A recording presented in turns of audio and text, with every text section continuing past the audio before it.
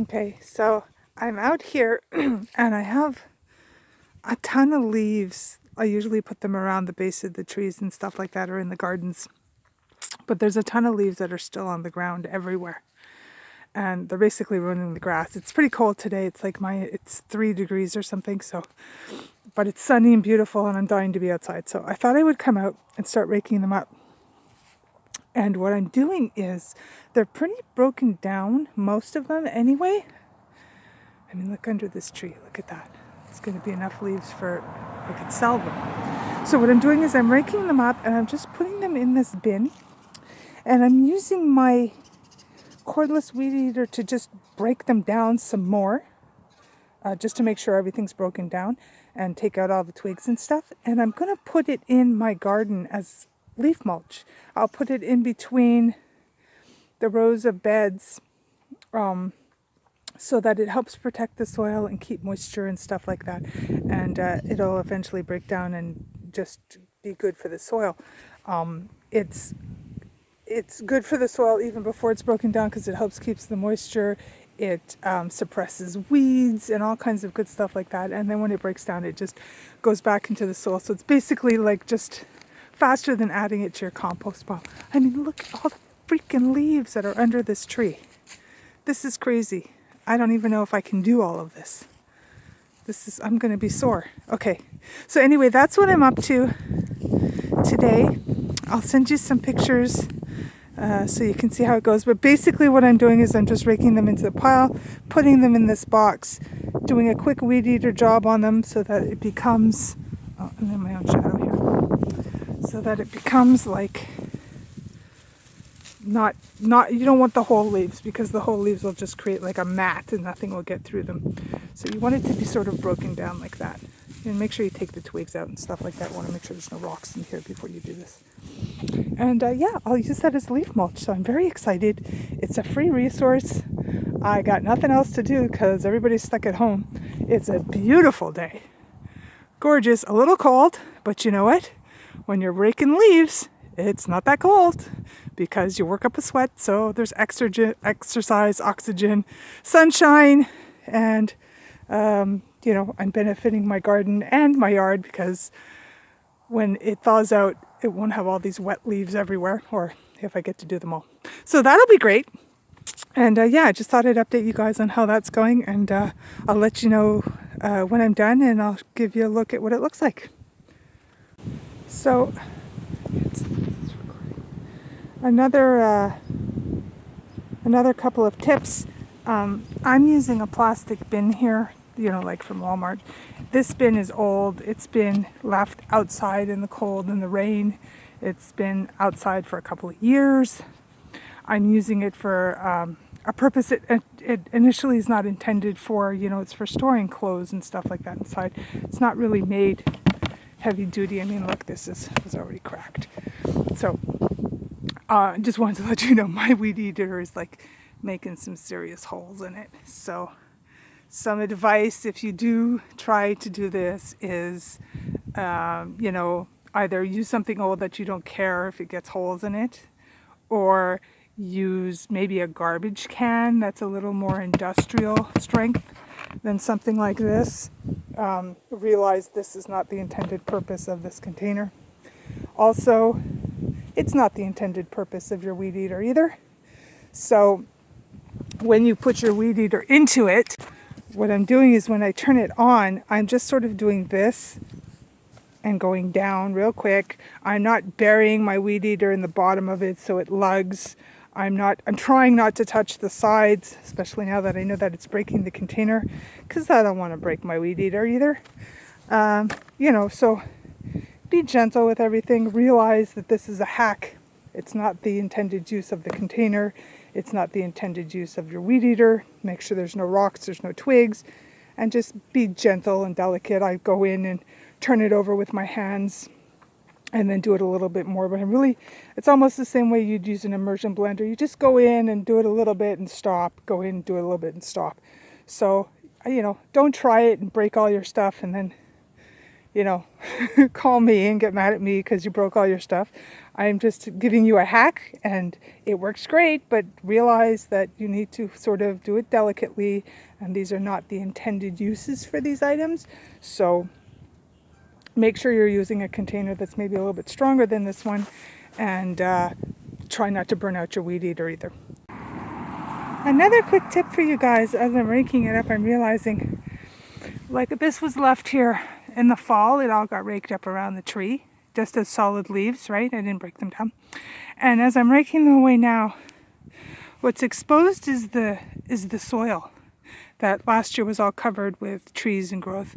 Now, I'm not really worried about it because the grass is going to grow back really quick around here, and I know that. So I do this anyway. But if you are looking to start a garden somewhere that's just grass, and you want to start a garden somewhere, let's say next year, here's a quick tip. There's all kinds of no-dig methods. One of my tricks for you is to lay down a thick layer of leaves and wet them really well. And maybe lay something on top of it that's going to keep them down. You know, I don't know, tarp, cardboard would be good because cardboard will break down as well. And let the leaves decompose there over the fall, over the winter, and into the spring. When you rake them away, first of all, they're giving nutrients to the earth, so they're nourishing the soil that you're going to use for your garden, which is fantastic. And when you rake them away, I'm trying to find somewhere you can see, all you're going to have is the soil exposed. Now, there's still grass root under here. This wasn't left here that long, and it wasn't that thick of a pile. Sorry about the cars. So there's still grass root under here. You would still, if you wanted to actually turn over the soil, you'd have to like dig up through the grass root and stuff.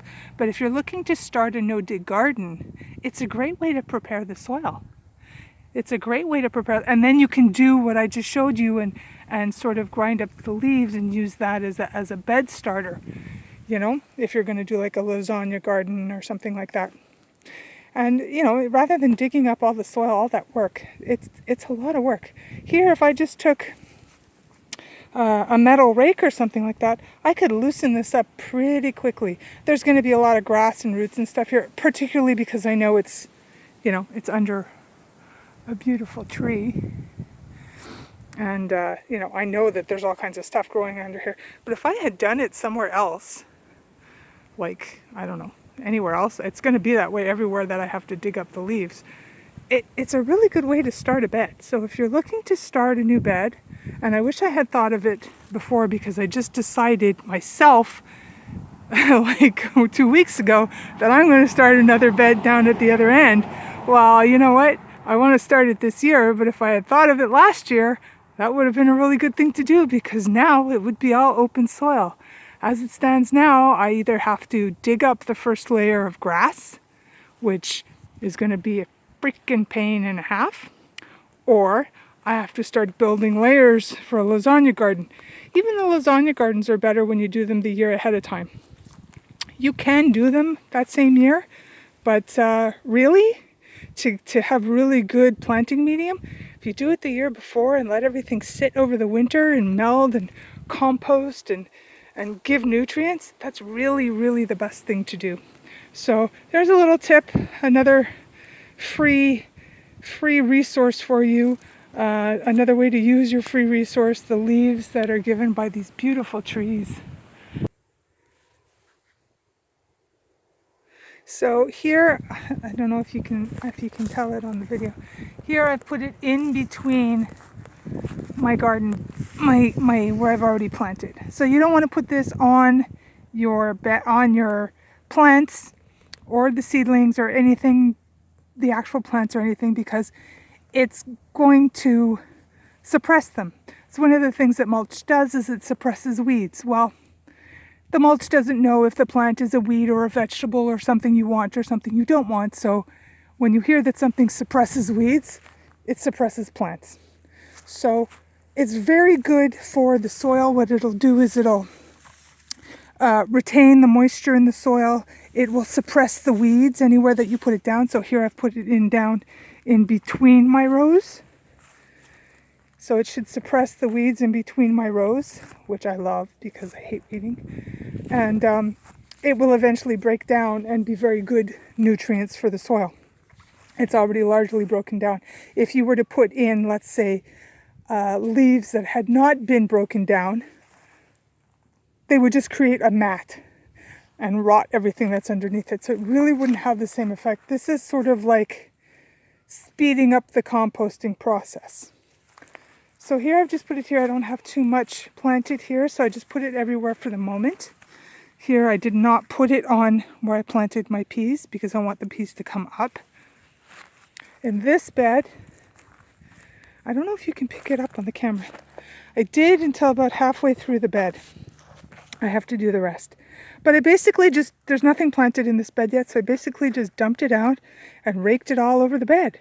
And until I plant something in here, it will stop the weeds, it will help the soil retain its moisture, it will nourish the soil as the plant material breaks down and goes into the soil and feed the worms and all the good bugs that are in there.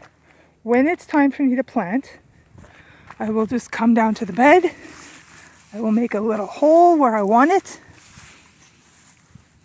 and I will plant. And I will make sure that none of this is around my plant too close, because I don't want the plant to be smothered or to rot. But having this all around where the plant is good for the soil. It'll keep the water for the soil and nourish the soil for the plant. So I was just about to come and put my last little bit of mulch for the day on this, what I thought was an empty bed that I had cleared, and it has been covered with a tarp. And this is the wonder of nature. Mother Nature has her own ideas. And so I obviously could pull this up and just put down my mulch. But I have a little bit of time before I have to plant my vegetables. And I think, well, like that over there is dandelion, which is great to have, although one dandelion plant's not going to do me very much unless it gets very big very fast. But, and I'm not likely to leave it there. But I think this is stinging nettle. Now, I could touch it and know for sure. I'd rather not. I may have to, but I'm going to just do a little bit more research. I think it is, though. And the audacity of it to grow in my bed that was cleared and covered. Ha! Mother Nature has nerve. So, and if it's stinging nettle, then I have a decision to make. I either have to pull it up and make room for my vegetables, which is what any normal human being would do, or I have to, so I can pull it up and make room for my vegetables, or I dig it up and transplant it somewhere else, which it may make it, it may not. I may get stung to death doing that. I may not. Or I could just leave the plants there and grow around them. And anybody who has ever gardened with me knows that I do really annoying things like that. It drives people crazy. So, anyway, so I'll have to look that up and see what that is. So now I don't know what to do with my mulch. I guess I'll put it maybe in my other bed, or just more into this one. I don't know.